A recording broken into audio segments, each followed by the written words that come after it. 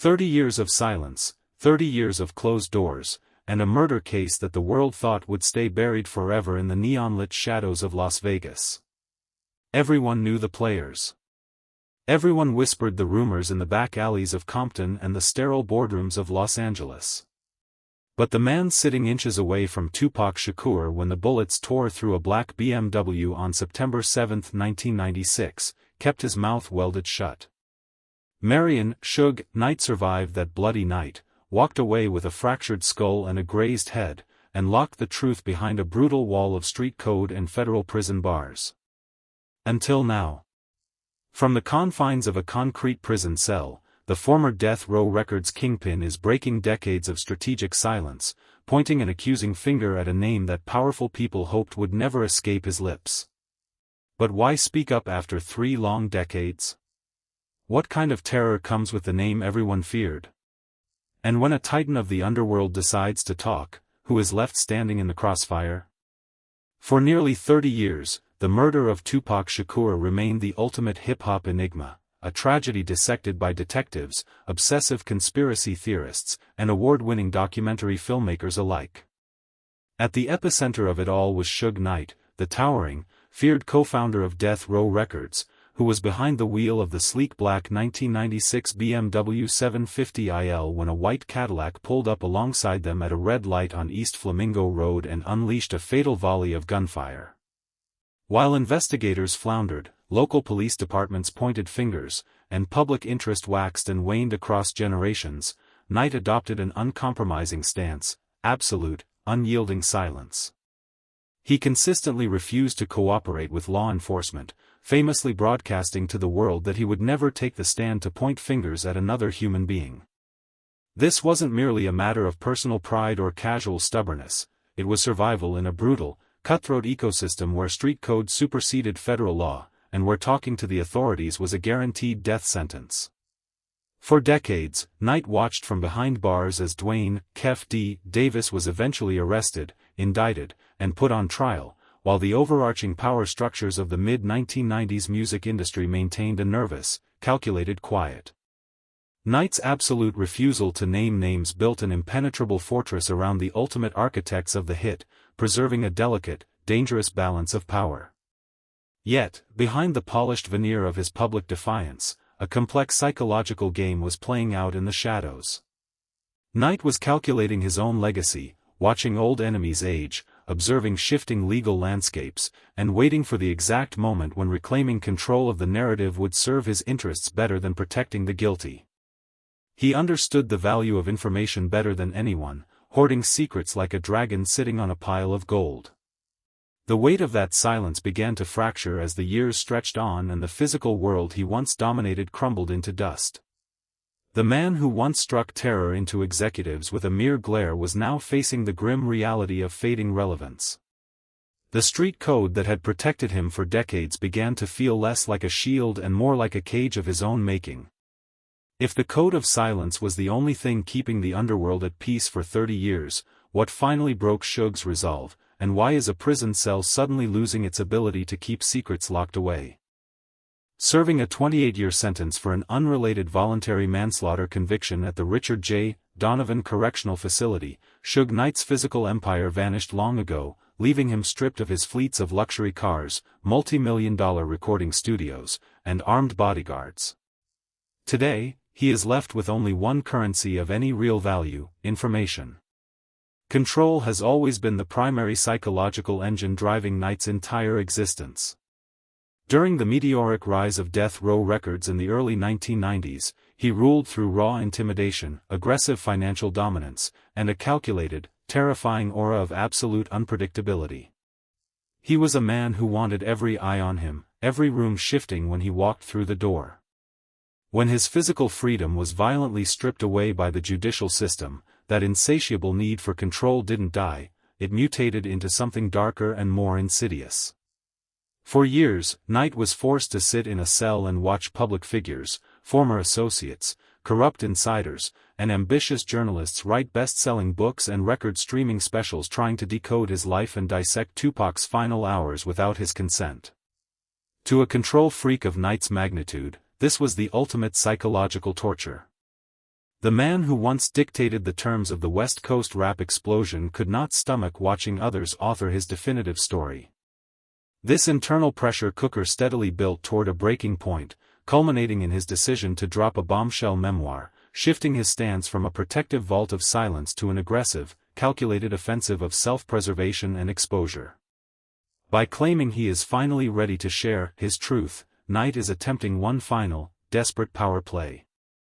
He is trading the heavy, protective silence of the streets for the explosive, destructive impact of a pen, knowing full well that the names he drops will send shockwaves through an industry that thought it had safely buried its darkest chapters beneath decades of corporate money and legal settlements.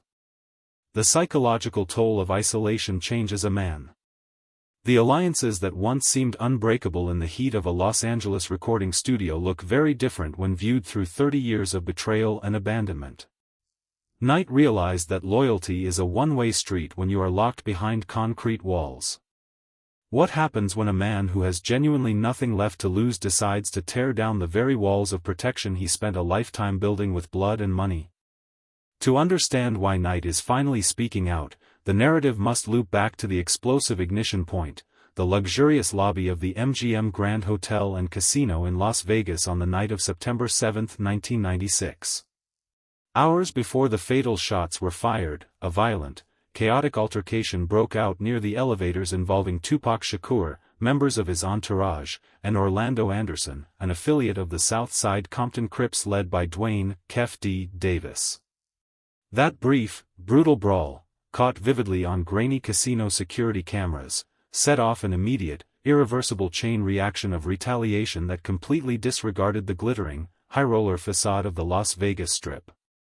While mainstream media outlets at the time eagerly framed the tragedy as a simple, sensationalized East Coast versus West Coast rap feud to boost ratings and sell newspapers, the gritty reality was far more grounded in raw, localized gang politics, territorial pride, and severely bruised egos. Knight was right there in the thick of the violence, watching the confrontation escalate from a heated verbal exchange into a full-scale physical beatdown of Anderson right on the casino floor. The psychological weight of that single, impulsive decision haunted the inner circle of survivors for weeks and months to come, as they slowly realized that a reckless, ego-driven casino scuffle had spiraled completely out of control into a death sentence. For decades, the media spotlight and police investigations stayed strictly fixed on the foot soldiers in the white Cadillac, the trigger pullers who executed the drive-by. But this narrow focus completely neglected the higher-level, institutional dynamics of who actually authorized the retaliation, who supplied the hardware, and who ultimately stood to gain from silencing hip-hop's most volatile, unstoppable icon. The tension in the black BMW as it rolled away from the Mike Tyson fight that night was thick with paranoia. Every shadow looked like an ambush, every car slowing down beside them felt like a threat. They were riding high on adrenaline and invincibility, completely unaware that their fate had already been sealed in the high-stakes lobby of a Las Vegas casino. Was the casino brawl merely a spontaneous flash of raw street anger, or was it a prearranged trap that caught Tupac and Knight in a crossfire they never saw coming? As the American legal system slowly and painfully marched toward the eventual arrest and trial of Duane, Keffe D. Davis decades later, the structural integrity of the 1990s underworld began to fracture under the weight of its own secrets. For years, prosecutors lacked the crucial, airtight pieces needed to secure a murder conviction in a high-profile case, relying heavily on Davis's own reckless public boasts, documentary interviews, and self-incriminating memoirs. Yet, the sterile legal definition of justice in a courtroom rarely aligns with the messy, violent truth of the streets. Knight's sudden entry into the conversation fundamentally changes the psychological stakes of the entire legal and cultural landscape. By breaking his sacred vow of silence, Knight is dismantling the comfortable distance maintained by powerful, wealthy figures who operated cleanly behind the scenes while the muscle did the dirty work. The narrative shifts dramatically from a random act of chaotic gang violence to a calculated alignment of interests where corporate money, street power, and institutional protection intersected. Knight's explosive disclosures peel back the layers of a corrupt system where violent street gangs and high-powered corporate music executives often dance to the exact same dangerous tune, sharing profits while trading human lives as collateral. The grit of this story lies not just in identifying who pulled the trigger in that white Cadillac, but in exposing who watched it happen from a safe distance, nodded in quiet approval, and actively ensured the police investigation stayed cold for 30 years. It is a haunting portrait of an entertainment industry built entirely on exploitation and fear, where young men from the inner city were elevated to global superstardom and then ruthlessly discarded the moment they became liabilities to the bottom line. The web of complicity extends far beyond the streets of Compton and the avenues of Las Vegas. It touches executive suites where contracts were signed in blood and silence was bought with publishing rights and hush money.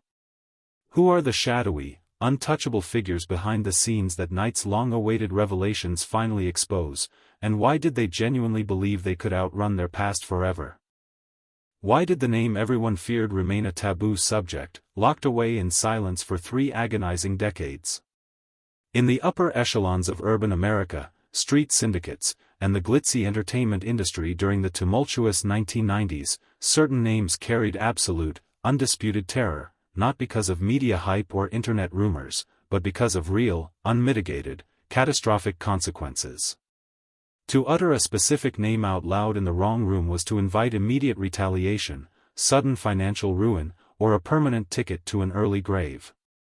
Knight lived by this ironclad rule for most of his life, leveraging his own brand of ruthless terror while simultaneously acknowledging the terrifying, invisible boundaries set by even more powerful players operating above him.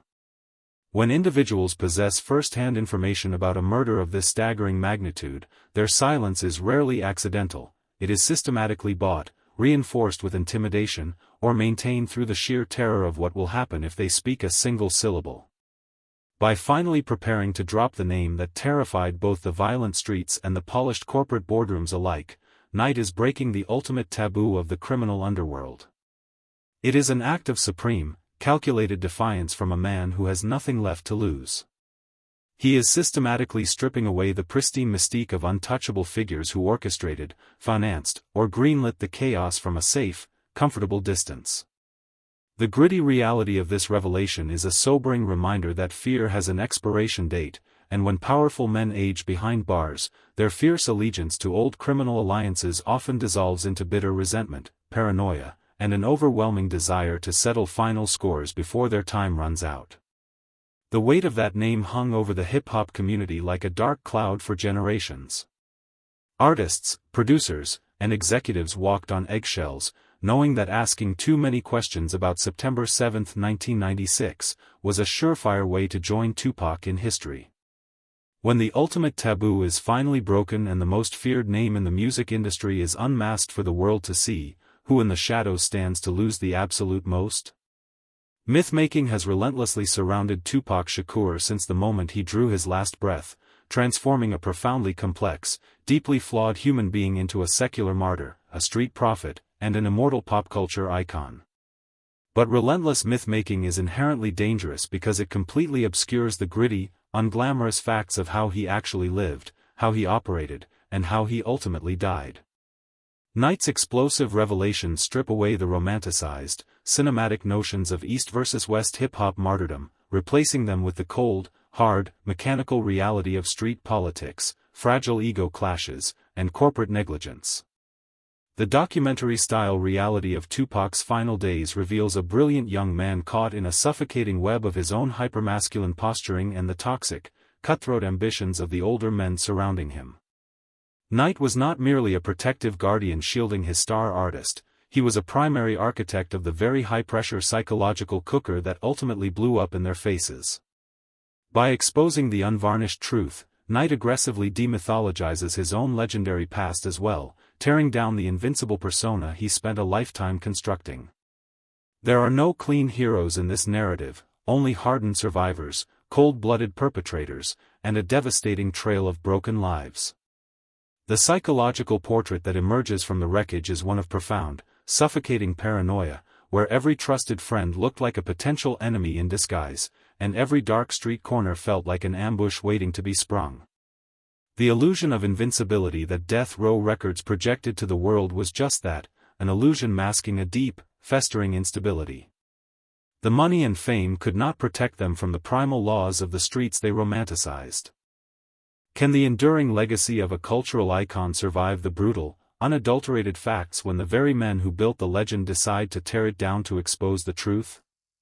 As the complex legal proceedings continue to unfold and Knight's long-awaited disclosures hit the public sphere, the ghost of September 1996 continues to loom large and unyielding over American culture. 30 years of systemic evasion, catastrophic police blunders, and institutional cover-ups cannot be magically erased overnight, but they can finally be dragged out of the dark into the harsh, unforgiving light of public accountability. Knight's decision to speak out now is not an act of moral redemption or spiritual awakening, it is a final, cynical, master-level chess move by an aging, incarcerated man who refuses to fade quietly into historical obscurity. He leaves the audience looking at a landscape of shattered illusions, where the glamorous gloss of 90s hip-hop is aggressively peeled back to reveal a foundational bedrock built entirely on blood, intimidation, and raw, unchecked power dynamics. The foundational questions that started the night remain, but the answers are now infinitely darker and more complex than anyone outside the inner circle ever anticipated. Discovering who pulled the trigger in that white Cadillac matters far less in the grand scheme than exposing the systemic, institutional corruption that allowed the true killers to walk free and wealthy for 3 decades while the rest of the world looked the other way. The cycle of violence that claimed Tupac Shakur's life was sustained by a collective agreement to look downward and remain silent. As the final pieces of this dark puzzle finally snap into place, the past refuses to stay buried beneath the weight of Hollywood myths and prison walls. As the final pieces of the puzzle fall into place, one lingering question remains: when the truth is finally laid bare for all to see, will it bring genuine closure, or will it only spawn a brand new generation of paranoia, vengeance, and silence?